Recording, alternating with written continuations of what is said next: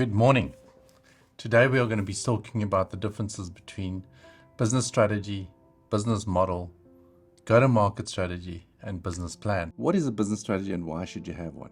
Well, let me give you my definition of what is a business strategy.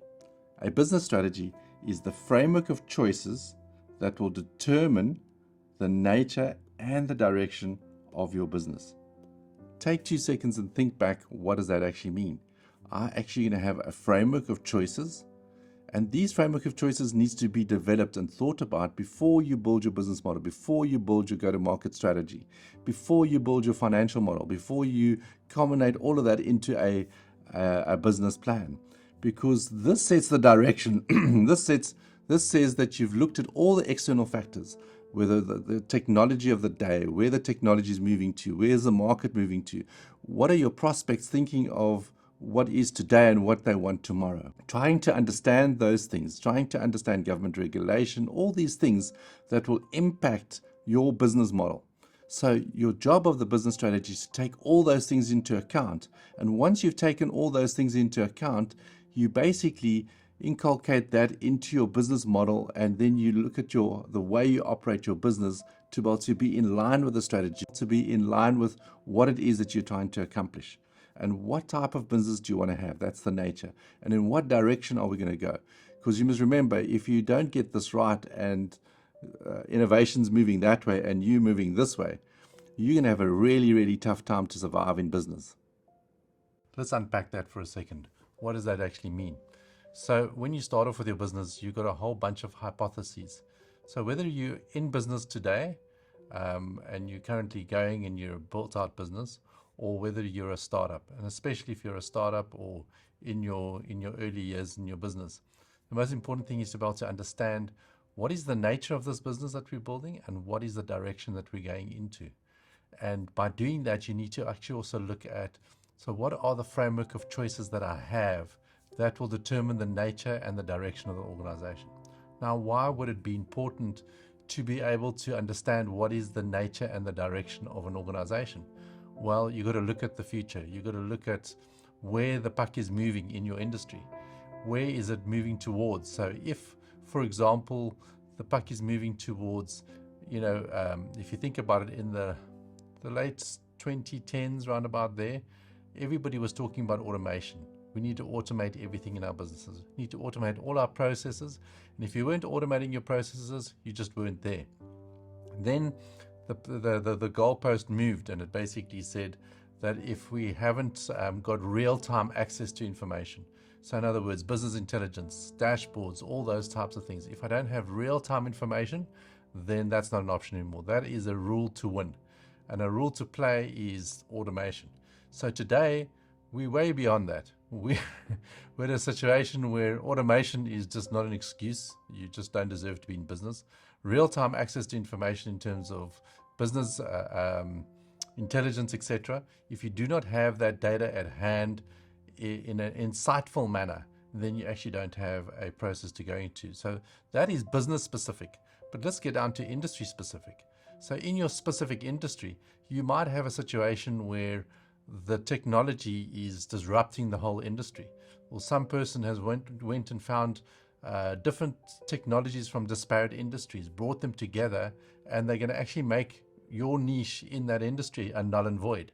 And now they're going to turn around and actually create a whole new product or service that people would prefer to do, or a new way of doing things that disrupts your whole product. So the way you set yourself up in terms of innovation, in terms of pivoting, in terms of growth, that is all about that framework of choices. What are the framework of choices? Where is the industry moving in towards? That's why thought leaders are so in demand. That's why futurists are so in demand, because we as people don't have time to go through all this copious notes and seeing where the industry is moving to. And we need to be able to understand where the industry is moving into. What are the framework of choices that we have? We might have 5 different choices or 3 different choices as we distill it down. And that is the function of leadership, because the directors of the board and the C-suite, they are there for strategy. They are there for leadership. They are there for direction. So they then look at all these choices that they create. And from those choices, they basically turn around and say, okay, what is the best choice for us to be able to choose out of this framework of choices that is going to put us in the right way for the future, and that's going to determine the nature of the business. So, for example, the nature of the business is: are we back into the mentality that we were in the early 2000s, where everybody had to be geographically in the same city, so lessening your talent pool? Or are we at the stage where we've actually shifted? We don't mind hybrid workers across the world, and all part of a hybrid team, and we work virtually, and some of us work together and some of us don't, and how we work.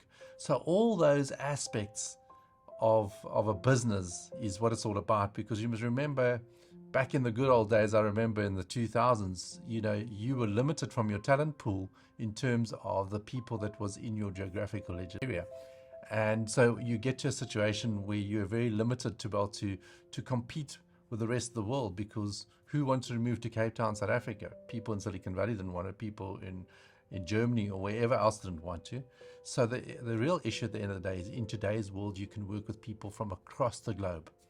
And a lot of them, you don't even have to have full time. You can have them on a strategic value partners.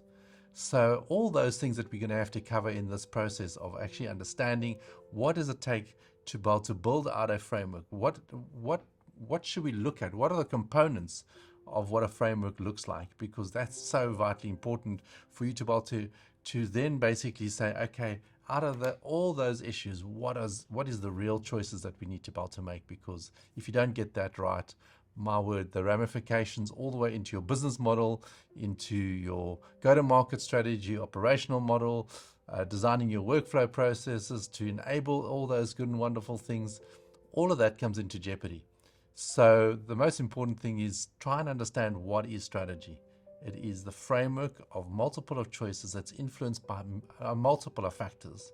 Okay, and those choices, that framework, will determine the nature and the direction that you're going to go into, hopefully for the next 5 years, unless there's major disruption from the technological front or industry-specific information. Hopefully we can go on this journey together of how we can become successful entrepreneurs.